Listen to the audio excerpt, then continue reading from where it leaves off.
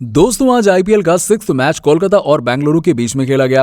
पहला मैच हारकर बेंगलुरु के नए कप्तान पर टीम को जिताने का दबाव था। टॉस जीतकर बेंगलुरु ने पहले गेंदबाजी करने का फैसला किया। पहले बल्लेबाजी करते हुए कोलकाता की टीम मैच में बैकफुट पर नजर आई, लेकिन दूसरी पारी में बेंगलुरु को कर दिया चारों खाने चित। कौन से गेंदबाज ने दिखाया मैच में कमाल और किस खिलाड़ी ने आखिरकार बेंगलुरु को जिता दिया और कोलकाता से अपना बदला ले लिया और सभी को हैरान कर दिया। चलिए आइए जानते हैं विस्तार से इस मैच की फुल हाइलाइट्स के बारे में। लेकिन आपको क्या लगता है कि इस बार कोलकाता और बेंगलुरु में से कोई टीम प्लेऑफ में क्वालिफाई कर पाएगी या फिर नहीं? इस बात का जवाब हमें नीचे कमेंट सेक्शन में जरूर दीजिएगा। दोस्तों कोलकाता की टीम टॉस हारकर पहले बल्लेबाजी करने उतरी। कोलकाता के सलामी बल्लेबाज वेंकटेश अय्यर और अजिंक्य रहाणे ने संभल कर खेलना शुरू कर दिया। दोनों ने शुरुआती 3 ओवर में बिना विकेट गंवाए 14 रन बना लिए। वेंकटेश अय्यर ने शानदार चौका लगाते हुए दहाई का आंकड़ा छूते हुए 14 गेंदों में 10 रन बना लिए। तभी बेंगलुरु के कप्तान ने गेंद आकाशदीप के हाथों में थमाई। आकाशदीप ने पहली ही गेंद पर वेंकटेश को अपने जाल में फंसाते हुए खुद ही अपनी गेंद पर कैच पकड़ लिया और टीम को पहली सफलता दिलाई। नंबर 3 पर खुद को प्रमोट करके आए कप्तान श्रेयस अय्यर बैटिंग करने के लिए आए और आते ही पहली ही गेंद पर चौका लगा दिया और आकाशदीप का बेहतरीन स्वागत किया। अगले ही ओवर में सिराज की गेंद पर रहाणे ने चौका लगाकर अपना स्कोर 9 रन पर पहुंचा दिया, लेकिन अंतिम गेंद को बाउंड्री के पार पहुंचाने के चक्कर में कैच आउट हो गए। उसके बाद बल्लेबाजी करने उतरे नीतीश राणा और इन्होंने आकाशदीप के ओवर की पहली ही गेंद पर शानदार 6 लगाकर अपना खाता खोला। अगली 2 गेंदें मिस होने के बाद एक मिली फ्री हिट पर नीतीश ने जोरदार चौका लगा दिया और उसके बाद एक बार फिर से छक्का लगाने के चक्कर में फाइन लेग पर अपना कैच थमा बैठे और आउट हो गए। इस तरह से बेंगलुरु के गेंदबाजों ने अपना दबदबा कायम करते हुए कोलकाता की टीम को बैकफुट पर पहुंचा दिया और पावर प्ले में मात्र 44 रनों के स्कोर पर टीम के 3 महत्वपूर्ण विकेट चटका दिए। पावर प्ले समाप्त होते ही कप्तान डुप्लेसिस ने स्पिनर को अटैक पर लगा दिया। हसरंगा ने अपने पहले ही ओवर में कोलकाता के कप्तान श्रेयस अय्यर को मिड विकेट पर कैच आउट करा दिया और कोलकाता की टीम को परेशानी में डाल दिया। श्रेयस अय्यर हसरंगा को 6 लगाने के चक्कर में अपना विकेट गंवा बैठे। अब भैया कप्तान तो आउट हो गए। अय्यर ने मात्र 2 चौकों की मदद से 10 गेंदों में 13 रन की पारी खेली।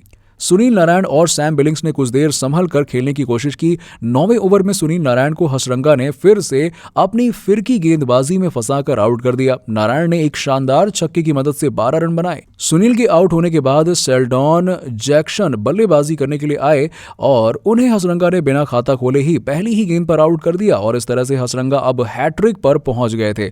अब क्रीज पर आंद्रे रसेल आ चुके थे।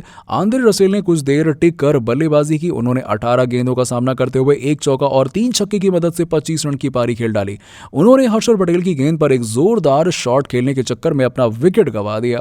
टीम सऊदी को भी हसरंगा ने 1 रन के स्कोर पर चलता कर दिया। 15वें ओवर में कोलकाता की टीम का स्कोर 101 रन 9 विकेट पर हो चुका था। अब लास्ट जोड़ी के रूप में उमेश यादव और वरुण चक्रवर्ती थे। दोनों ने संभल कर खेलते हुए 27 रनों की साझेदारी निभाई और 16 गेंदों में 2 चौके की मदद से चक्रवर्ती ने 10 रन बनाए और वहीं उमेश यादव ने जोरदार शॉट खेलकर 12 गेंदों में 2 चौके और 1 छक्का लगाकर अपना स्कोर 18 रन पहुंचा दिया।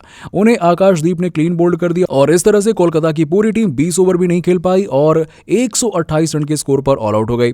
बेंगलुरु की ओर से हसरंगा ने बेहतरीन गेंदबाजी करते हुए 4 विकेट अपने नाम किए और वहीं आकाशदीप ने भी 3 विकेट अपने नाम किए। हर्षल पटेल ने 2 और सिराज ने 1 विकेट का योगदान दिया। दोस्तों बेंगलुरु की पारी की भी शुरुआत अच्छी नहीं रही। बेंगलुरु की ओर से पारी की शुरुआत करने आए अनुज रावत और फाफ डुप्लेसिस दोनों ही जल्दी आउट हो गए। अनुज रावत को उमेश यादव ने विकेट कीपर के हाथों 0 के स्कोर पर आउट करवा दिया। वहीं डुप्लेसिस को टिम साउदी ने 5 रनों के स्कोर पर आउट कर दिया। पिछले मैच के टॉप स्कोरर इस मैच में मात्र 5 रन बनाकर यानी कि 1 चौका लगाकर ही आउट हो गए। नंबर 3 पर बल्लेबाजी करने उतरे भारतीय टीम के पूर्व कप्तान विराट कोहली ने आते ही कुछ अच्छे शॉट्स खेले और 7 गेंदों में 2 चौके लगाकर 12 रन बना चुके थे, लेकिन उमेश यादव ने अपने दूसरे ही ओवर में पहली ही गेंद पर विराट कोहली को विकेट के पीछे कैच आउट करा दिया।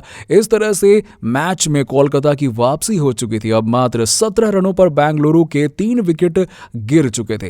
क्रीज पर 2 विदेशी खिलाड़ी खेल रहे थे और डेविड विली रदरफोर्ड दोनों ने जमकर बल्लेबाजी करना शुरू कर दिया और दोनों ने मिलकर 45 रनों की साझेदारी कर मैच को वापस बेंगलुरु की ओर मोड़ दिया। सुनील नारायण ने विली को आउट कर दिया और फिर से कोलकाता को मैच में वापस ला दिया। अब क्रीज पर शाहबाज अहमद बल्लेबाजी करने आए थे। उन्होंने कुछ ताबड़तोड़ शॉट्स खेलकर टीम का स्कोर तेजी से बढ़ा बढ़ाया। उन्होंने आउट होने से पहले 20 गेंदों में 3 छक्के की मदद से 27 रन बनाकर मैच को बेंगलुरु की झोली में लगभग डाल ही दिया था और उन्हें वरुण चक्रवर्ती ने आउट किया। अब बेंगलुरु को जीतने के लिए 4 ओवर में 28 रनों की जरूरत थी, लेकिन आगे के ही ओवर में हसरंगा ने चौका लगाकर मैच की जीत का अंतर कम कर दिया। लेकिन हसरंगा भी ज्यादा देर तक टिक नहीं पाए और 3 गेंदों में 4 रन बनाकर आउट हो गए। लेकिन उनके बाद दिनेश कार्तिक ने मैच जिताने के लिए क्रीज पर कदम क्या रखा कि उन्होंने मैच जिताकर ही दम लिया और उनका साथ दे रहे हर्षल पटेल दोनों ने मिलकर दोनों छोर से चौके और छक्के लगाने शुरू कर दिए।